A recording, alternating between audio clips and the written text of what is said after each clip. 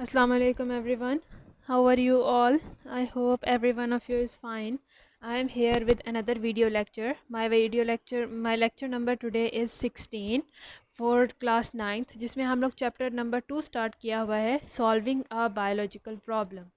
तो अपनी previous videos में मैंने आपको बताया था कि what is a biological problem, कि साइंस की फील्ड में बायोलॉजी से रिलेटेड अगर कोई भी बायोलॉजिस्ट या साइंटिस्ट को किसी प्रॉब्लम का सामना करना पड़ता है जिसका सोल्यूशन उसको फाइंड आउट करना है, तो that is called as the biological problem. हम उसको बायोलॉजिकल प्रॉब्लम के तौर पे रेफ़र करते हैं। So talking about the biological problem, क्योंकि साइंस एक सिस्टमैटिक फील्ड है और उसी साइंस की ब्रांच है बायोलॉजी, तो इसका मतलब ये है कि biology is also a systematic field. Systematic field या सिस्टमैटिक नॉलेज का मतलब क्या है कि इसमें हर एक चीज़, जो भी नया डाटा इंक्लूड किया जाएगा, जो नई इंफॉर्मेशन इंक्लूड की जाएगी, वो एक स्पेशल प्रोटोकॉल जो ऑलरेडी सेट है उसको फॉलो करके इंक्लूड की जाएगी। ऐसा नहीं है कि कोई भी साइंटिस्ट, कोई भी बायोलॉजिस्ट कोई भी रैंडम इंफॉर्मेशन उठा के without any proof, without any evidence इसमें इंक्लूड कर दे। सो इसमें सबसे पहले होता क्या है कि ऑब्जर्वेशन होती है। मैंने आपको अपनी प्रीवियस वीडियो में डिफरेंट स्टेप्स बताए थे कि जिसकी मदद से पूरी एक इन्फॉर्मेशन रिकॉर्ड की जाती है। तो पहला जिसमें स्टेप था कि आप लोगों ने अपने माइंड में रखना है रिकॉग्निशन ऑफ बायोलॉजिकल प्रॉब्लम। आप अपने माइंड में जो भी आपके माइंड में सवाल उठते हैं, चाहे वो आपके इर्द गिर्द इन्वायरमेंट में मौजूद हैं, चाहे आपको हिस्ट्री से रिलेटेड यानी कि पास्ट में लिविंग ऑर्गेनिजम्स की क्या कंडीशन थी इससे रिलेटेड हैं, तो जो भी आपके माइंड में क्वेश्चन है आप सबसे पहले उसको रिकॉग्नाइज़ करें कि this is the biological problem जिसके सोल्यूशन के लिए अब हम कोशिश करने वाले हैं। तो सबसे पहला हमारा काम क्या होगा? Recognition of biological problem. तो जब हम लोग रिकॉग्नाइज़ करेंगे बायोलॉजिकल प्रॉब्लम को, सो जब भी किसी भी प्रॉब्लम का सोल्यूशन ढूंढना है तो पहला स्टेप यही है कि आप उस प्रॉब्लम को आइडेंटिफाई करें। जो बायोलॉजिस्ट होते हैं they go for adopting biological method.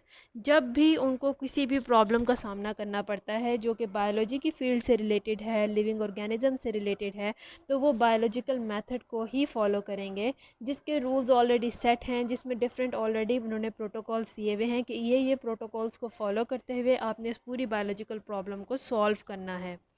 अब बायोलॉजिकल प्रॉब्लम है क्या? It is a question related to living organism. Living organism से रिलेटेड कोई भी डाउट है, कोई भी क्वेश्चन जो माइंड पे आता है बायोलॉजिस्ट के, जिसको वो सॉल्व करना चाहते हैं, जिसका वो आंसर फाइंड आउट करना चाहते हैं, तो that is the biological problem. या तो ये क्वेश्चन जो है जो लिविंग ऑर्गेनिज्म से रिलेटेड है, किसी भी एस्पेक्ट से हो सकता है, लिविंग ऑर्गेनिज्म से रिलेटेड, लिविंग ऑर्गेनिज्म की लाइफ के बारे में, उनके अंदर जो डिफरेंट प्रोसेसेस चल रहे हैं, उनके पास्ट क्या, उनकी हिस्ट्री क्या थी, क्या उनके एंसेस्टर्स से कहाँ से इवॉल्व हुए हैं, कौन से टाइम पीरियड में इवॉल्व हुए हैं, इस तरह से डिफरेंट क्वेश्चंस आ सकते हैं माइंड में।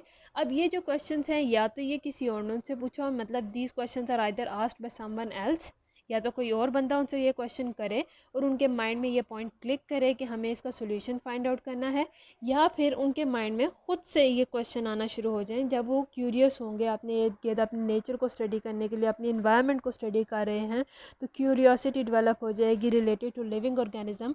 तो उस क्यूरियोसिटी को सॉल्व करने के लिए, उसके लिए जो आंसर्स फाइंड आउट करने हैं, that will be the recognition of biological problem. के सबसे पहले आपने उस प्रॉब्लम को अपने माइंड में लेके आना है, उसको रिकॉग्नाइज़ करना है कि ये हमारे पास प्रॉब्लम है, ये हमारा क्वेश्चन है और हम अब इसको सॉल्व करना चाहते हैं।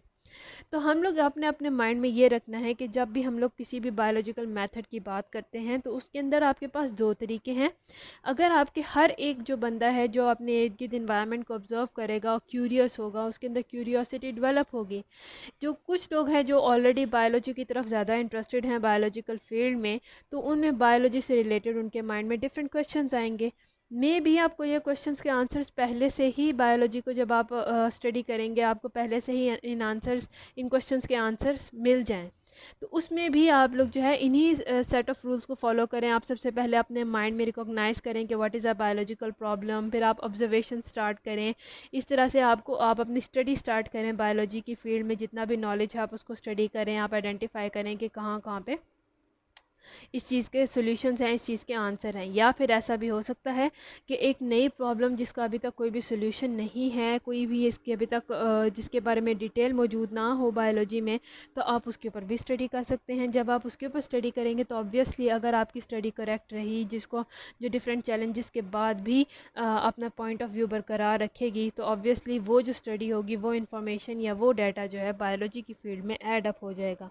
But if someone is not able to do this type of studies, वो उसके पास इतना स्ट्रॉन्ग एविडेंस, इतना स्ट्रॉन्ग प्रूफ ना हो, तो after challenges, after facing few challenges, आपकी जो थ्योरी है या आपका जो डाटा है, it might fail. So it is important कि हम लोग इन डिफरेंट स्टेप्स को अपने माइंड में रखें व्हेन वी आर स्टडिंग।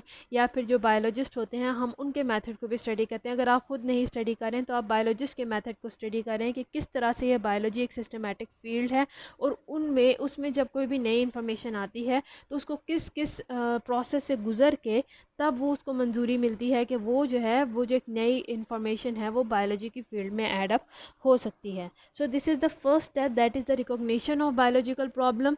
ये प्रॉब्लम लिविंग ऑर्गेनिज्म से रिलेटेड कोई भी क्वेश्चन हो सकता है, उनके किसी भी पॉइंट लाइफ के एस्पेक्ट के हिसाब से क्वेश्चन हो सकता है। ये जो बायोलॉजिकल प्रॉब्लम है, it might be asked by someone else, किसी और ने आपसे कुछ क्वेश्चन किया हो जिसकी वजह से आपके माइंड में ये पॉइंट क्लिक हुआ हो कि मुझे इसका आंसर फाइंड आउट करना है, या फिर ख़ुद से आप इतने क्यूरियस हैं कि आपके माइंड में इस तरह के डिफरेंट क्वेश्चंस आ सकते हैं। So this was the first step, that is recognition of biological problem. एक दफ़ा आपने अपने माइंड में रिकॉग्नाइज कर लिया कि ये बायोलॉजिकल प्रॉब्लम है, मुझे इसका सोल्यूशन फाइंड आउट करना है, the next step is observation. Observation क्या है कि आप जो है ऑब्ज़र्व करना शुरू कर दें अपनी इन्वायरमेंट में। आप उस जिस क्वेश्चन को आप फाइंड आउट करना चाह रहे हैं, आप उसके बारे में ऑब्जर्वेशन स्टार्ट कर दें, ताकि ज़्यादा से ज़्यादा नॉलेज जो है आप अपने 5 सेंसेस को यूज़ करते हुए आप नॉलेज को गैदर कर सकें, कलेक्ट कर सकें। तो ऑब्जर्वेशन में हमारे जो 5 सेंसेस हैं वो बहुत ज़्यादा इंपॉर्टेंट रोल प्ले करते हैं। So as a first step in solving a biological problem, जो बायोलॉजिस्ट हैं, he recalls his or her previous observation और मेक्स न्यू वन। अब ऑब्जर्वेशन क्या है कि जब भी कोई साइंटिस्ट स्टडी कर रहा है, कोई बायोलॉजिस्ट स्टडी कर रहा है, या आगे चल के आप स्टडी करेंगे, तो आपके पास 2 ऑब्जर्वेशन हो सकती हैं। या तो प्रीवियस होगी, जो आप लोगों ने पहले ही ऑब्जर्व करके रखी हुई है, आप उसके ऊपर दोबारा रीथिंकिंग करें। या फिर अगर आपने पहले उस टॉपिक के हिसाब से कोई भी ऑब्जर्वेशन नहीं की, तो आप न्यू ऑब्जर्वेशन को स्टार्ट कर दें।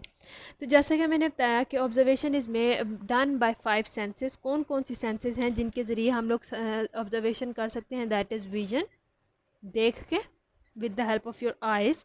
फिर हेयरिंग मीन्स सुन के, with the help of your ears. फिर smell, with the help of your nose.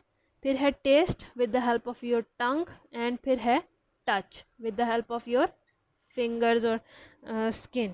तो आप ये डिफरेंट मेथड से, ये डिफरेंट सेंसेस को यूज़ करके आप ऑब्जर्वेशन को कैरी आउट कर सकते हैं। अब ऑब्जर्वेशन जो है, यानी कि जब आप किसी भी चीज़ को ऑब्ज़र्व कर रहे हैं, आपके इर्द गिर्द कोई भी फिनोमेना चल रहा है, कोई भी प्रोसेस चल रहा है, आप उसको ऑब्ज़र्व करते हैं, आप अपनी नेचर में स्टडी करते हैं कि किस तरह से ये कुदरती तौर पे ये चीज़ें हो रही हैं, even though no one interfered in it, इसके अंदर किसी ने इंटरफेयर किया नहीं किया, लेकिन कुदरती तौर पर through the nature, by the nature कुछ भी काम चल रहा है लिविंग ऑर्गेनिजम्स के अंदर। फॉर एग्जांपल, अगर हम अपने अंदर प्रोसेसेस को देख लें, जो डिफरेंट प्रोसेसेस कैरी आउट हो रहे हैं, या फिर आप प्लांट्स के अंदर फोटोसिंथेसिस को देख रहे हैं, आप देख रहे हैं कि ये पूरी ऑब्जर्वेशन आप करेंगे कि किस तरह से सनलाइट इफ़ेक्ट करती है, किस तरह से टेम्परेचर इफ़ेक्ट कर रहा है, डे टाइमिंग किस तरह से इफ़ेक्ट करती है प्लांट्स की ग्रोथ को। तो ये सब चीज़ें आ जाती हैं ऑब्जर्वेशन में। हो सकता है वो ऑब्जर्वेशन आपने पहले भी की हो और बाद में आपके माइंड में क्लिक हुआ कि मैं इस प्रॉब्लम से रिलेटेड ये ऑब्जर्वेशन को यूज़ कर सकता हूँ, तो ये हो जाएगी प्रीवियस ऑब्जर्वेशन। और अगर आपके माइंड में कोई बात क्लिक हुई है कि मुझे इस प्रॉब्लम का सोल्यूशन चाहिए, और उसके लिए आप दोबारा एक नई ऑब्जर्वेशन स्टार्ट करते हैं, आप देखना शुरू करते हैं अपनी इन्वायरमेंट में, अपने इर्द गिर्द, अपने सराउंडिंग में, तो वो हो जाएगी न्यू ऑब्जर्वेशन। अब ऑब्जर्वेशन जो है हमारे पास फर्दर आगे 2 डिफरेंट टाइप्स की है। One is quantitative observation. Quantitative का मतलब है कि यहाँ पे क्वांटिटी इन्वॉल्व होगी जो भी आप ऑब्जर्वेशन करेंगे। और दूसरी हमारे पास ऑब्जर्वेशन है दैट इज़ क्वालिटेटिव। इसमें हम लोग जो है क्वालिटी को देखते हैं, क्वांटिटी इन्वॉल्व नहीं होगी। Quantitative observations are considered more accurate. जो क्वांटिटेटिव ऑब्जर्वेशंस हैं ये ज़्यादा एक्यूरेट हैं। एक्यूरेट क्यों हैं? Why they are more accurate than qualitative? Because आपका और मेरा, अगर हम लोग क्वांटिटेटिव ऑब्जर्वेशन करते हैं, हम डाटा अपना रिकॉर्ड करते हैं with the help of numbers. For example हम लोग अगर डे टाइमिंग जो है हम लोग उसको नंबर ऑफ़ आवर्स में या फिर नंबर ऑफ़ मिनट्स में उसको कैलकुलेट करें तो एक स्पेसिफिक नंबर आप दे देंगे कि इतना घंटे की जो सनलाइट है जो प्लांट्स को प्रोवाइड की गई थी, इसकी वजह से प्लांट्स की ग्रोथ इतने इंचज़ हो गई या इतने सेंटीमीटर ज़्यादा हुई है। ये हो गई क्वांटिटेटिव, जिसमें आपने एग्जैक्ट नंबर्स का यूज़ किया है। अब नंबर्स के यूज़ करने का फ़ायदा क्या होता है कि अगर आपने अपने एरिया में ये पूरी एक ऑब्जर्वेशन कैरी आउट की थी और आप इसको जब डाटा को सबमिट करवाएंगे साइंटिफिक जो कम्युनिटी है उसके अंदर, तो बाकी सारे साइंटिस्ट भी उसको चैलेंज करेंगे। तो जब चैलेंज करेंगे, आपने एग्जैक्ट नंबर दिया होगा, तो जो भी साइंटिस्ट अब दोबारा से उस एक्सपेरिमेंट को कैरी ऑन करेगा तो वो इन्हीं नंबर्स के हिसाब से अपनी रीडिंग को भी लेके चलेगा। तो ये एक्यूरेट होगी कि अगर आपके नंबर्स उसके नंबर से एग्जैक्टली मैच हो जाते हैं तो ये एक एक्यूरेट स्टडी हो जाएगी। तो इसीलिए जो बायोलॉजिस्ट हैं, जो साइंटिस्ट हैं, वो ज़्यादातर क्वांटिटेटिव ऑब्जर्वेशन को प्रेफर करते हैं क्योंकि ये एक एक्यूरेट वैल्यू दे देगी। इसीलिए इसको हम लोग कहते हैं कि ये ज़्यादा एक्यूरेट है। जबकि क्वालिटेटिव जो ऑब्जर्वेशन है, it is based upon the quality of something, it can not be measured in numbers. इसके अंदर हम लोग रिकॉर्ड्स बना सकते हैं लेकिन नंबर्स की सूरत में नहीं। फॉर एग्जांपल यहाँ पे हम लोगों ने प्लांट्स का कहा कि डे टाइमिंग हम लोगों ने नंबर ऑफ़ मिनट्स या नंबर ऑफ़ आवर्स में हम लोगों ने लिख दिया कि ये डे टाइमिंग थी, और यहाँ पे हम लोगों ने उसकी ग्रोथ जो है सेंटीमीटर में लिख दी कि प्लांट्स की ग्रोथ अगर इतनी लाइट टाइमिंग थी तो प्लांट की ग्रोथ इतने सेंटीमीटर तक हुई है। अगर क्वालिटेटिव की बात करते हैं तो अगर यही डाटा आप क्वालिटेटिव में लिखेंगे, आप इस तरह से लिख सकते हैं long days and short days. यहाँ पे आप नंबर्स मेंशन नहीं कर रहे, सिर्फ आप ये वर्ड्स लिख रहे हैं long days and short days, और आप लिख लेंगे ग्रोथ गुड और बैड। ग्रोथ गुड या बैड या मोर ग्रोथ या लेस ग्रोथ या स्टंटेड ग्रोथ, इस तरह से आप लिख सकते हैं। ठीक है। अब यहाँ पे अगर आप दोनों में देखें, यहाँ पे नंबर ऑफ़ एग्जैक्ट मिनट्स दिए गए हैं या फिर नंबर ऑफ़ एग्जैक्ट आवर्स दिए गए हैं, और यहाँ पे दिया गया है लॉन्ग डेज़ या शॉर्ट डेज़। अब यहाँ पे फ़र्क क्या आता है कि जब आप अपने एरिया में, फॉर एग्जांपल पाकिस्तान में, आप ये पूरा एक्सपेरिमेंट को कैरी आउट करते हैं, हमें पता है कि दिसंबर में शॉर्ट डेज़ हैं जबकि जून जुलाई में लॉन्ग डेज़ हैं। तो आप जब इनको स्टडी करेंगे तो आप जून जुलाई के डेज़ को लिख लें लॉन्ग डेज़ और दिसंबर में लिख दें शॉर्ट डेज़। यही स्टडी अगर आप न्यूजीलैंड में करेंगे तो वहाँ पे ऑपोजिट हो जाएगा, वहाँ पे दिसंबर में हो गए लॉन्ग डेज़, जून जुलाई में हो गए शॉर्ट डेज़। तो इस तरह से नंबर ऑफ़ आवर्स का काफ़ी डिफरेंस आ जाता है। तो अब आप यहाँ पे एग्जैक्ट नंबर नहीं बता रहे, जिसकी वजह से स्टडीज़ जो हैं आपकी एक्यूरेट नहीं होंगी। जब डिफरेंट साइंटिस्ट इसको चैलेंज कर रहे होंगे तो वो एग्जैक्टली जो है इसके एक्यूरेसी के ऊपर क्वेश्चंस उठाएंगे कि ये एक्यूरेट स्टडी नहीं है। इसी तरह ग्रोथ है जो क्वांटिटेटिव स्टडी में एग्जैक्ट सेंटीमीटर्स या मिलीमीटर्स या इंचेस के हिसाब से आप बता रहे हैं, जबकि क्वालिटेटिव में आप स्टंटेड ग्रोथ बता रहे हैं या बेटर ग्रोथ बता रहे हैं तो भी आपको एग्जैक्ट नंबर नहीं देगी। तो दिस इज़ द रीज़न कि हम लोग क्वांटिटेटिव को ज़्यादा एक्यूरेट स्टडी मानते हैं और क्वालिटेटिव को एक्यूरेट स्टडी नहीं मानते हैं। अब हम लोग यहाँ पे एक साइड इन्फॉर्मेशन देख लेते हैं, फिर हम लोग आगे मज़ीद डिस्कस करेंगे क्वालिटेटिव और क्वांटिटेटिव की एग्जांपल्स को। कि डार्विन, आप लोगों को पता है कि डार्विन जो हैं वो ऐसे बायोलॉजिस्ट हैं जिन्होंने काफ़ी साल पहले जो है एवोल्यूशन के ऊपर काफ़ी अच्छी बुक्स लिखी है, काफ़ी प्रूफ उन्होंने वॉयज की थी ऑन द शिप बीगल, और उसके बाद डिफरेंट आइलैंड्स पे उन्होंने स्टडी की थी, एवोल्यूशन के ऊपर काफ़ी वर्क किया था। So he not only observed and took notes during his voyage, जब वो वॉयज पे गए थे यानी कि समंदर के सफ़र पे गए थे, तकरीबन 1 साल जितना वो लंबा था, तो वो उस वॉयज के दौरान उन्होंने ना सिर्फ ऑब्जर्वेशन की थी, नोट्स लिखे थे, but also he read the works of other naturalist to form his theory of evolution, क्योंकि वो एक बहुत स्ट्रॉन्ग थ्योरी ऑफ एवोल्यूशन को लेके आए थे, उन्होंने पेश किया था डार्विन ने। सो जब वो इसके ऊपर सारे ऑब्जर्वेशन कर रहे थे तो ऑब्जर्वेशन के दौरान ना सिर्फ उन्होंने अपना डाटा कलेक्ट किया बल्कि उन्होंने बाकी के साइंटिस्ट के ऊपर भी स्टडी की थी जिन्होंने ये जो एवोल्यूशन के ऊपर थोड़े बहुत कॉन्सेप्ट पेश किए हुए थे। तो यहाँ पर हम लोग अपने माइंड में ये बात रखेंगे कि कल को अगर आप बायोलॉजी बायोलॉजी की फील्ड में आगे चलते हैं तो इसमें बहुत ज़्यादा इंपॉर्टेंट है कि बेशक आप एक नया पॉइंट लेके आ रहे हैं या एक ऑलरेडी प्रेजेंटेड पॉइंट को स्टडी करना चाह रहे हैं, तो बहुत ज़्यादा ज़रूरी है कि ना सिर्फ आप अपने एक्सपेरिमेंट्स को, अपनी स्टडीज़ को एक्यूरेटली कैरी ऑन करें, बल्कि साथ साथ आप बाकी के जो ऐसे लोग जिन्होंने ऑलरेडी उससे रिलेटेड वर्क सबमिट किया हुआ है, आप उनको भी स्टडी करें, ताकि आपको बेटर अंडरस्टैंडिंग हो कि आप कौन कौन से पॉइंट्स ऑफ व्यू के ऊपर ज़्यादा फोकस कर सकते हैं, कौन से पॉइंट्स को आपको ज़्यादा फोकस करना है, किन पॉइंट्स को आप इग्नोर कर सकते हैं, या हो सकता है जो बाकी लोगों ने स्टडी की है उन्होंने कुछ ऐसे पॉइंट्स भी इंक्लूड किए हों जो आपके माइंड में नहीं आए अभी तक। तो इसीलिए बहुत ज़्यादा ज़रूरी है, हम चाहे किसी भी फील्ड में चले जाएँ आगे, चाहे आप फिज़िक्स में जा रहे हैं, केमिस्ट्री में जा रहे हैं, साइंस की किसी भी फील्ड में चले जाएँ, आप जिस भी डाटा के ऊपर काम करना चाह रहे हैं, ज़रूरी है कि एक तो आप अपना काम बहुत अच्छे तरीके से करें, सेकेंडली आप जो है उससे रिलेटेड जितने भी इर्द गिर्द लोग हैं, जो रीसेंट वर्क्स हैं, ओल्ड वर्क्स हैं, आप सबको स्टडी करने की कोशिश करें। इससे आपको क्या होगा, आपका जो स्टडी का सर्कल है वो वास्ट हो जाएगा, आप ज़्यादा से ज़्यादा पॉइंट्स के ऊपर फोकस कर सकेंगे, आप अपनी स्टडी को more accurate, more better form में प्रेजेंट कर सकेंगे। तो अब चलते हैं हम लोग क्वालिटेटिव और क्वांटिटेटिव ऑब्जर्वेशंस की मज़ीद कुछ एग्जांपल्स पे, जिस पे आपको ज़्यादा बेटर अंडरस्टैंडिंग होगी कि क्वालिटेटिव ऑब्जर्वेशन और क्वांटिटेटिव ऑब्जर्वेशन एक दूसरे से डिफरेंट किस तरह से हैं। So I will give you some of the examples for this. हम लोग पहले बात करते हैं क्वालिटेटिव की,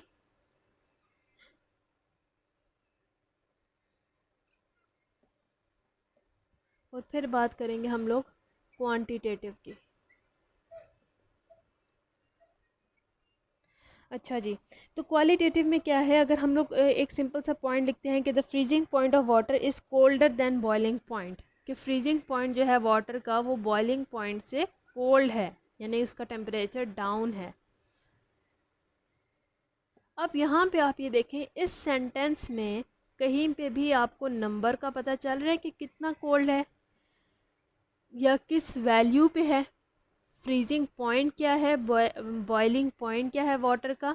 आपको तो इस लेवल पे अभी तक पता होगा कि what is the freezing point, what is the boiling point of water, लेकिन एक न्यू स्टूडेंट आया, उसको आइडिया नहीं है अभी इतना, उसको याद नहीं है फ्रीजिंग पॉइंट क्या है, कौन सा है वाटर का, बॉइलिंग पॉइंट कौन सा है। तो अगर आप इस स्टेटमेंट को देखते हैं तो ये स्टेटमेंट आपको बस एक ही पॉइंट बता रही है कि फ्रीजिंग पॉइंट लो है, बॉइलिंग पॉइंट से कोल्ड है, बस। इसमें ना आपको फ्रीजिंग पॉइंट पता है वाटर का, ना बॉइलिंग पॉइंट पता है, आपको डिफरेंस ही नहीं पता कि कितने पॉइंट से कोल्डर है वो। अगर आप यही एग्जांपल, यही स्टेटमेंट अगर आप क्वांटिटेटिव ऑब्जर्वेशन में, क्वांटिटेटिव पॉइंट ऑफ व्यू से लिखें, तो आप लिखेंगे कि freezing point of water is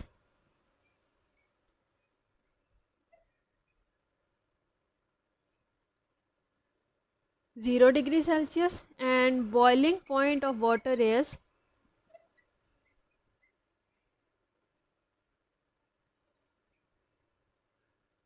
100 degree Celsius.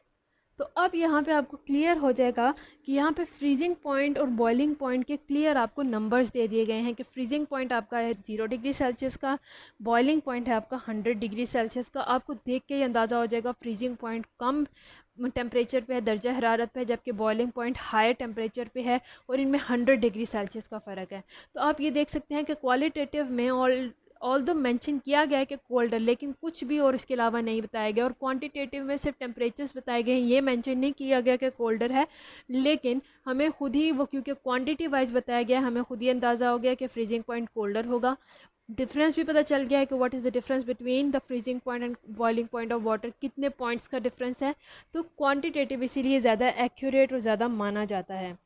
इसी तरह से अ litre of water is heavier then a litre of ethanol, कि वाटर का लीटर जो है उसका अगर मैस वेट करें हम लोग, तो वो हैवी है एज़ कम्पेयर टू एथेनॉल। तो इसके लिए अब हमें क्या पता कि कितने पॉइंट से हैवी है। तो a litre of water weighs 1000 grams या फिर 1 kg and a litre of ethanol weighs 789 grams.